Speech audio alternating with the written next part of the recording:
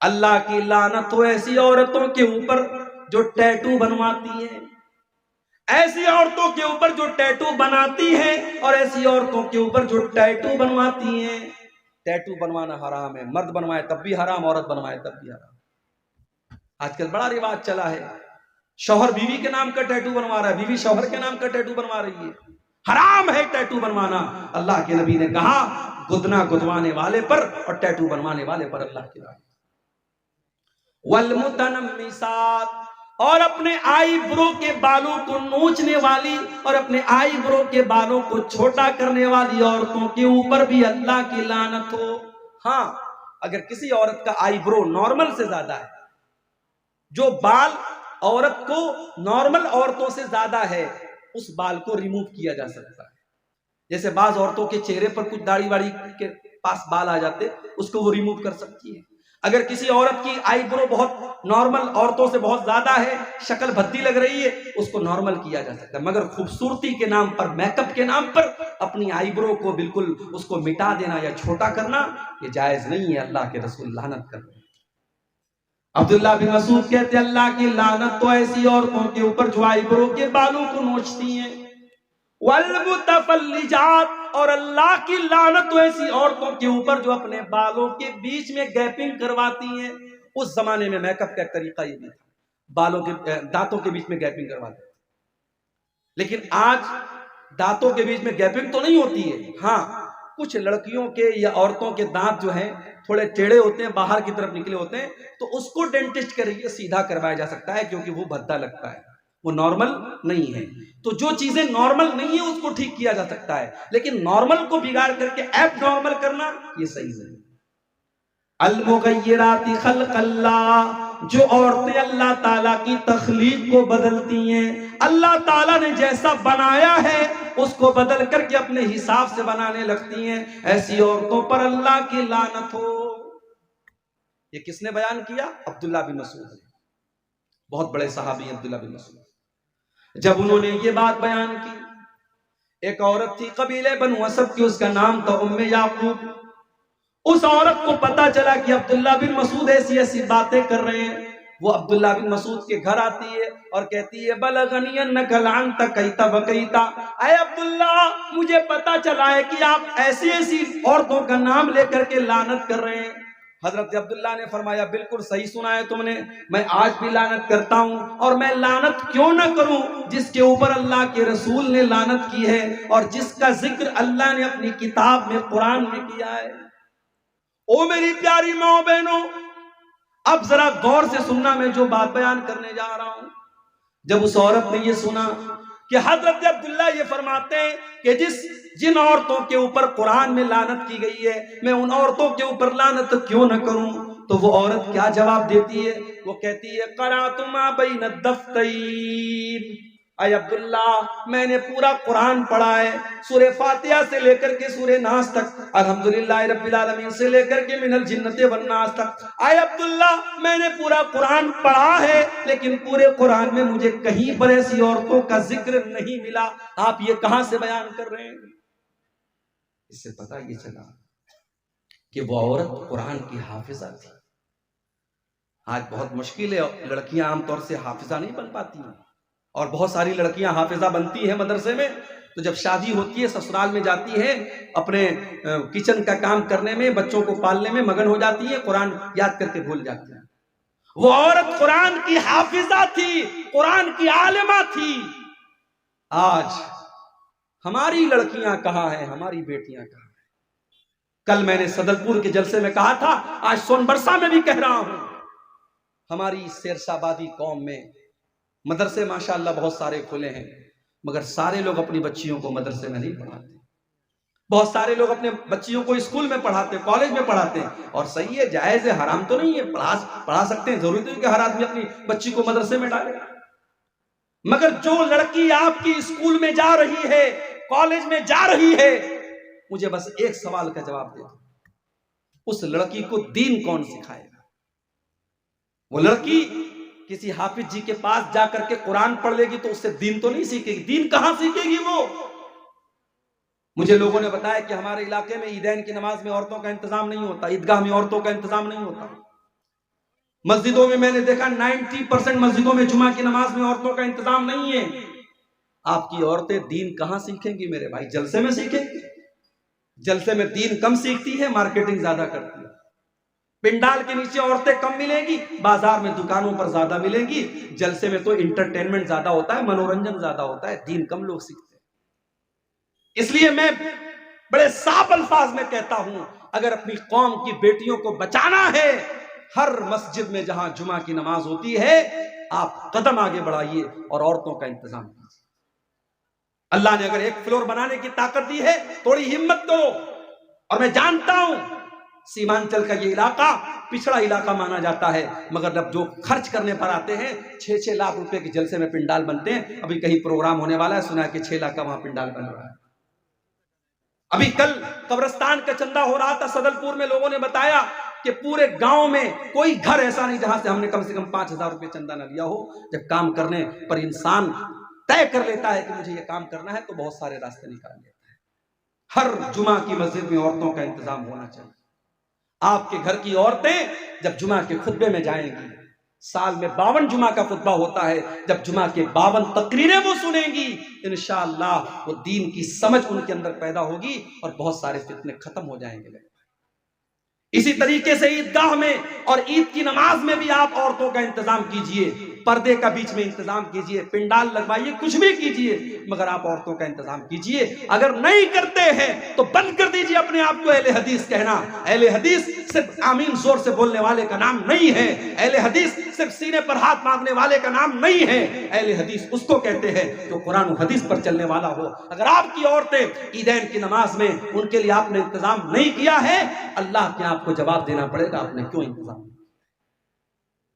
वो औरत, उसका नाम उम्मे याकूब था, उसने कहा अब्दुल्ला, मैंने तो पूरा कुरान पढ़ा है, पूरे कुरान में मैंने कहीं पर भी उन औरतों का तस्करा नहीं पाया जिन औरतों का नाम ले लेकर के आप लानत कर रहे हैं। हजरत अब्दुल्ला ने फरमाया, अगर तूने ढंग से कुरान पढ़ा होता तो जरूर तुझे मिल जाता। क्या तूने कुरान के अंदर ये आयत नहीं पढ़ी, वमा आताकुमुर रसूल फखुजुहु वमा नहाकुम अन्हु फंतहु। मेरा नबी तुमको जो दे दे ले लो, और मेरा नबी जिससे मना कर दे रुक जाओ। ऐ खातून, मेरे नबी ने ऐसी औरतों का नाम लेकर के लानत की है। जब मेरे नबी ने लानत की है तो समझो अल्लाह ने लानत की है, क्योंकि अल्लाह कह रहा है मेरा नबी जो दे दे ले लो, मेरा नबी जिससे मना कर दे रुक जाओ। कहती है हाँ, अब आपकी बात समझ में आई। उसके बाद वो औरत कहती है, ऐ अब्दुल्ला, मुझे पता चला है आपके घर की औरतें भी टैटू बनवाती हैं, मुझे पता चला है आपके घर की औरतें भी आईब्रो सेट करवाती हैं। हजरत अब्दुल्ला ने कहा, जाओ मेरे घर की अगर किसी औरत का तुम्हें ये अमल मिल जाए तो आकर के मुझे बताओ। वो औरत घर में जाती है। पता ये भी चला नबी के दौर में तकरीर करने वाले का अपना अमल भी तकरीर के मुताबिक होता था। आज अल्लाह माफ फरमाए, बातें बहुत बड़ी बड़ी हैं, मगर जब अंदर झांक के देखो तो पता लगता है कि सिर्फ बातें ही बातें हैं, अमल बड़ा कमजोर है। हजरत अब्दुल्ला ने चैलेंज देकर कहा, जाओ अगर मेरी कोई बीवी अगर ये काम करते हुए पाई गई, मैं अपने साथ उसको नहीं रखूंगा। औरत अंदर से आती है, कहती है माफी चाहती हूँ, माजरत चाहती हूँ, आपके घर के बारे में गलत रिपोर्ट मिली थी। कहा अगर मेरी कोई बीवी ऐसा काम करती ना तो मैं उसको अपने निकाह में बाकी न रखता, फिर वो अब्दुल्ला की बीवी ना होती, मैं अपने घर में ऐसी औरत को नहीं रख सकता। तो मेरे भाइयों, मेरी माँ और बहनों, ये तीसरा काम है जिसके करने वाले पर अल्लाह के रसूल ने लानत की है। जो औरतें गुदना गुदवाती हैं, टैटू बनवाती हैं या आईब्रो सेट करती हैं, ऐसी औरतों पर भी अल्लाह के रसूल ने लानत की है। और आगे बढ़िए, नंबर 4, तस्वीर बनाने वाले के ऊपर भी अल्लाह के रसूल ने लानत की है। आपने फरमाया, लान अल्लाहुल मुसव्विर, अल्लाह की लानत तो तस्वीर बनाने वालों के ऊपर। आपने ये भी फरमाया कि कयामत के दिन सबसे दर्दनाक अजाब तस्वीर बनाने वालों को होगा। युज़ाहिऊन खल्क़ल्लाह, क्योंकि तस्वीर बनाने वाले अल्लाह की तख्लीक का मुकाबला करते हैं। अब यहाँ पे सवाल पैदा हुआ, अब्दुल गफ्फार साहब, अगर तस्वीर बनाना हराम है, आप खुद सेल्फी क्यों लेते हैं? आपके साथ नौजवान सेल्फी ले रहा है, आप सेल्फी लेने की इजाजत क्यों देते हैं? तो भाई ये मसला भी समझ लो कि कैमरे की तस्वीरों के बारे में उलमा का इख्तिलाफ है। कुछ उलमा तो कहते हैं कि जब तस्वीर का नाम आ गया तो कैमरे की तस्वीर भी उसके अंदर शामिल है, वो भी हराम है। लेकिन बहुत सारे उलमा का ये कहना है कि कैमरे की तस्वीर वो तस्वीर नहीं है जिसका हदीस के अंदर जिक्र किया गया है, क्योंकि हदीस में यह कहा गया कि तस्वीर बनाने वाला अल्लाह की तख्लीक का मुकाबला करता है। जैसे अल्लाह ने हमारे हाथ बनाए, अल्लाह ने हमारे पैर बनाए, तो पेंटिंग बनाने वाला जब पेंटिंग बनाता है तो वो हाथ भी बनाता है, वो पैर भी बनाता है, वो चेहरा भी बनाता है, वो नाक भी बनाता है। फोटो खींचने वाला तो कोई काम नहीं करता, वो तो कैमरे को क्लिक करता है और फोटो खींच लेता है। तो कैमरे के अंदर जो फोटो आता है वो दर हकीकत एक शैडो है, एक अक्स है, वो तस्वीर नहीं है जिसके ऊपर हदीस में लानत की गई है। बहरहाल ये उलमा की एक बड़ी जमात का फतवा है, इसलिए कैमरे की तस्वीर के बारे में गुंजाइश है। और हमारे जो भाई हमारे साथ सेल्फी लेते हैं तो हम इसलिए इजाजत दे देते कि चलो भाई, आज के जमाने में लोग फिल्मी हीरो को अपना हीरो मानते हैं, कोई क्रिकेटरों को अपना हीरो मानता है। अगर हमारा नौजवान अपने उलमा को अपना हीरो मानता है और अपने दीन का काम करने वाले दुआत के साथ वो सेल्फी लेने को अपने लिए शौक की चीज समझता है, तो हम बहुत सख्ती नहीं करते हैं। लेकिन फिर भी तस्वीरों के मामले में हमें एहतियात करनी चाहिए। और अपनी बहनों से कहना चाहूंगा, आपका तस्वीर लेकर के उस तस्वीर को कहीं पर भी शेयर करना ये बिल्कुल सही नहीं है। हमारी बहुत सारी मुसलमान बहनें वो अपने स्टेटस पर अपनी तस्वीर लगाती हैं। नया कपड़ा पहना, जल्दी से इंस्टाग्राम पे फोटो डाल दिया, फेसबुक पर फोटो डाल दिया। आपके इसी कटिहार और पूर्णिया की कई मुसलमान लड़कियों को मैं जानता हूं जो बहुत फेमस हैं, इंस्टाग्राम पर बहुत फेमस हैं, फेसबुक के ऊपर बहुत फेमस है। वो इसके पहले जब टिकटॉक चलता था उनके वीडियोस बड़े वायरल होते थे। मुसलमान लड़कियां हैं और छोटे छोटे क्लिप बना करके वो शेयर करती हैं। जायज नहीं है मेरी बहनों, आपका अपने जिस्म को और अपने चेहरे को किसी गैर के सामने दिखाना ये जायज नहीं है। और सोशल मीडिया तो एक पब्लिक प्लेटफॉर्म है, कोई भी देख सकता है, वहां पर तो इस तरीके की चीजें डालना बिल्कुल भी जायज नहीं है। तो तस्वीर के मामले में भी हम बहुत एहतियात करें। 4 चीजें हो गई। नंबर 5, अल्लाह के नबी के सहाबा की को बुरा भला कहने वाले के ऊपर भी अल्लाह की लानत होती है। अल्लाह के प्यारे नबी फरमाते, मन सब्बा अस्हाबी, जो मेरे सहाबा को बुरा भला कहता है, जो मेरे सहाबा को गाली देता है, फ़अलैहि लानतुल्लाहि वल मलाइकति वन नासी अजमईन, उसके ऊपर अल्लाह की लानत हो, उसके ऊपर इंसानों की लानत हो, उसके ऊपर फरिश्तों की लानत हो। सहाबा को बुरा भला कहने वाला मलून है, उसके ऊपर लानत हो, ये नबी के अल्फाज। मेरे प्यारे साथियों, कयामत तक कोई जितना भी नेक और मुत्तकी बन जाए, कोई एक सहाबी के पांव की धूल के बराबर भी नहीं हो सकता, क्योंकि सहाबा वो लोग हैं जिन्होंने अल्लाह के नबी का दीदार किया है, जिन्होंने अल्लाह के नबी से मुलाकात की है। हम सहाबा के बराबर नहीं हो सकते, हम सहाबा के जैसे नहीं हो सकते। और आगे बढ़ो, अल्लाह की लानत का हकदार बनाने वाला एक और काम है रिश्वत लेना और देना। अल्लाह के नबी फरमाते हैं, लानल्लाहु राशी वल मुर्तशी, रिश्वत लेने वाले पर भी अल्लाह की लानत और रिश्वत देने वाले पर भी अल्लाह की लानत। शेख साहब, बगैर रिश्वत दिए बिजली का मीटर नहीं लगता, बगैर रिश्वत लिए किसी जमीन का कागज पास नहीं होता, बगैर रिश्वत लिए जमीन की रजिस्ट्री नहीं होती। ठीक है, जहां मजबूरी है और वो काम ऐसा है कि आप अगर रिश्वत नहीं देंगे काम नहीं होगा, वो अलग मैटर है। लेकिन अपने फायदे के लिए रिश्वत देना और अपनी आसानी के लिए रिश्वत देना, वो काम बगैर रिश्वत दिए हो सकता था, फिर भी रिश्वत दे के अपना काम जल्दी से करा लेना ये गलत है। मदरसों में नौकरियां हो रही हैं, वहां पर भी रिश्वतें चल रही हैं। और एक इंसान हकदार है, उसके पास डिग्री है, इल्म है, सब कुछ है, 5 लाख रुपया मदरसे की कमेटी को नहीं देगा, मदरसे वाले उसको नहीं रखेंगे। और इसने अगर नहीं दिया, मदरसे वाले ऐसे इंसान को रखेंगे जो 5 लाख रुपया दे दे, चाहे वो अंगूठा छाप ही क्यों ना हो, फर्जी डिग्री लेके आया हो, तब भी उसको रख लेंगे। उलमा ने यह भी लिखा है जहां ये हालात पैदा हो जाएं और आपको पता हो अगर हमने यहां रिश्वत नहीं दी, हमने पैसा नहीं दिया, तो यहां एक हकदार का हक मारा जाएगा और एक नालायक आदमी उस ओहदे पर और उस चीज पर काबिज हो जाएगा। वहां मजबूरी की वजह से, चूंकि रिश्वत दे कोई शौक से नहीं देता है, लेना ये शौक हो सकता है, लेने वाला इख्तियार से लेता है, देने वाला हमेशा मजबूरी में देता है। तो रिश्वत देने वाला ऐसी मजबूरी के केस में उसकी अल्लाह ताला क्या उसको छूट मिल सकती है, मगर आम हालात में मसला यही है, रिश्वत लेने वाला और रिश्वत देने वाला दोनों के बारे में अल्लाह के नबी ने लानत कर दी। और आगे बढ़िए, शराब पीने वाले के ऊपर भी अल्लाह के नबी ने लानत की, और सिर्फ शराब पीने वाले पर नहीं, आपने फरमाया शराब जिस फल से बनती है उस फल से रस निकालने वाले पर भी अल्लाह की लानत, और जो इंसान उस रस को निचोड़ रहा है, उस फल में से, उस अंगूर में से रस को निकाल रहा है, और जो अपने बर्तन में निकलवा रहा है, दोनों के ऊपर अल्लाह की लानत।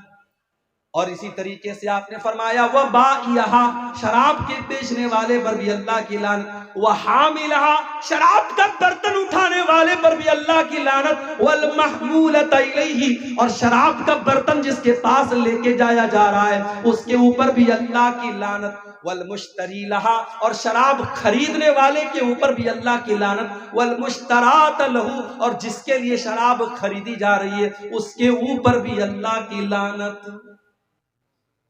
बड़े बड़े 5 स्टार होटलों में शराब भी परोसी जा रही है और कोल्ड ड्रिंक भी परोसी जा रही है। मैं कहता हूं ऐसे होटलों में जाना ही नहीं चाहिए। बनारस में बहुत बड़ा होटल है, ताज होटल, बनारस का सबसे बड़ा होटल है। मुझे लोगों ने बताया वहां सुअर का गोश्त भी मिलता है, बकरे का गोश्त भी मिलता है। मैंने कहा यार जब सुअर का गोश्त और बकरे का गोश्त दोनों मिलता है तो जाहिर है किचन तो एक है, बर्तन तो एक है, पकाने वाला उसी बर्तन में मटन पका रहा है और उसी बर्तन में पोर्क पका रहा है। मैंने कहा अल्लाह की कसम मैं कभी किसी ऐसे होटल में खाने को पसंद नहीं खाना चाहिए मेरे भाई। शराब का मामला बहुत खतरनाक है। कभी बाहर में कहीं घूमने फिरने जाता हूं अगर और किसी होटल में गया और सिर्फ शराब की बोतल नजर आ गई तो वहीं से तबीयत में कराहियत आ जाती है, वहां से हम निकल जाते। नहीं, नेपाल एक मरतबा गया, नेपाल में तो लोग बताते हैं पानी कम शराब ज्यादा बिकती है, हर होटल में शराब नजर आ रहा था, परेशान हो गया। बड़ी मुश्किल से एक होटल मिला, एक इंडियन का होटल था, जैन का होटल था, वो बिल्कुल प्योर वेज होटल था और उससे बाहर निकला था हमारे यहाँ शराब नहीं मिलती है। हम लोगों ने दोस्त लोग थे, हम लोगों ने उस होटल में जाके खाया। परहेज करना चाहिए मेरे भाई, बचना चाहिए। शराब पीना ही हराम नहीं है, शराब में किसी तरीके का सपोर्ट करना यह भी हराम है। और आगे बढ़िए, नंबर 8, अल्लाह की लानत का हकदार बनाने वाला 8वां काम, लान अल्लाहुल मुतशब्बिहीन बिर्रिजालि मिनन निसा, अल्लाह की लानत तो ऐसी औरतों के ऊपर जो मर्दों की नकल करती हैं, वलान अल्लाहुल मुतशब्बिहाति मिनन निसाइ बिर्रिजाल, और अल्लाह की लानत तो ऐसे मर्दों के ऊपर जो औरतों की नकल करते हैं। औरतें हैं पैंट और टी शर्ट पहन रही हैं, पैंट और शर्ट पहन रही हैं, टाइट कपड़े पहन रही हैं, ये मर्दों की मुशाबाहत नहीं है। छोटे छोटे बाल कटवा के ऐसा लग रहा है कोई मर्द जा रहा है। बाज औरतों को देखिए, कभी कभी कहीं टिकट लेने खड़े हो जाओ, लाइन में कोई औरत खड़ी रहती है और पैंट और शर्ट पहने हैं और छोटे छोटे बाल है, पीछे से समझ में नहीं आता कि मोहतरम है कि मोहतरमा है। आदमी कंफ्यूज हो जाता है कि ये आदमी है कि औरत है। ऐसी औरतों पर लानत की अल्लाह के रसूल, और ऐसे मर्दों के ऊपर भी अल्लाह की लानत हो जिनको बस लिपस्टिक लगाना बाकी है। हिजड़े तो ऐसे ही बन गए, दाढ़ी वाड़ी तो बिल्कुल साफ है, और बाल भी माशाल्लाह बाज लड़कों के देखो तो काफी बड़े बड़े रहते हैं। आजकल बाल 2 टाइप के चलते हैं, एक बिल्कुल लेडीज कट बाल और एक सुअर कट बाल, जो आधा टकला रहता है आधा बाल रहता है, वो भी हराम है याद। तो ये 2 टाइप के बाल भी हमारा नौजवान रखता है। बाज नौजवानों को देखता हूं कानों में बाली भी पहने रहते हैं, कानों में भी छेद करवाए रहते हैं, कहते हैं फैशन है मौली साहब। सोने की चैन भी गले में डाला हुआ, फैशन है मौली साहब।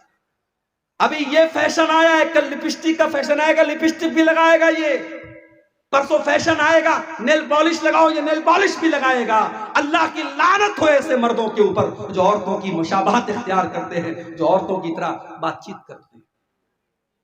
और बाज लड़कों के अंदर मैंने देखा बचपन से अगर वालिदैन कंट्रोल नहीं करते, औरतों के अंदाज में बातचीत करते हैं, तो बड़े होने के बाद औरतों जैसी सिफात पैदा हो जाती है। मर्द को मर्द ही रहना चाहिए मेरे भाई, उसके अंदाज और उसको कपड़े। बाज हमारे रिश्तेदारों में हमने एक जगह देखा, एक लड़की थी, बचपन से उसके वालिदैन लड़के का कपड़ा पहनाते थे। आज वो लड़की 20 साल की हो गई, माँ बाप चाहते हैं लड़की सलवार समीज पहने, लड़की औरतों का कपड़ा पहने, मगर बचपन से उसको लड़कों का कपड़ा पहनाया है। आज 20 साल की लड़की होगी, आज भी वो लड़कों का कपड़ा पहनती है, तो ये जायज नहीं है मेरे भाई। अल्लाह के नबी ने लानत की।